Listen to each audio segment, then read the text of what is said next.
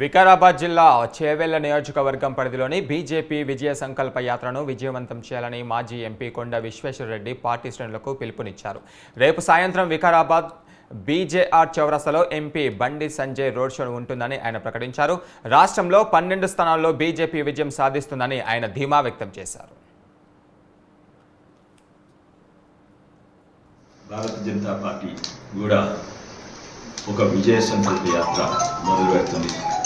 ఈరోజు పార్టీలకు అతీతంగా శివాజీ మీద అభిమానం ఉన్నోళ్ళు, దేశం మీద దేశ ప్రేమ ఉన్నోళ్ళు అందరూ కూడా ఒకటైతున్నారు, ఒకటే దిక్కు చూస్తున్నారు. అది ఒక జాతీయవాదం ఉన్న పార్టీ బీజేపీ దిక్కే చూస్తున్నారు.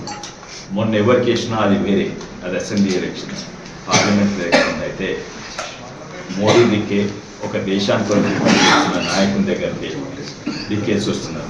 మన ప్రాంతంలో చేవెళ్ల పార్లమెంట్లో తాండూరులో మొట్టమొదలు ప్రారంభమవుతుంది విజయ సంకల్ప యాత్ర. అక్కడ కేంద్ర మంత్రివర్యులు పిఎల్ వర్మ గారు వస్తున్నారు.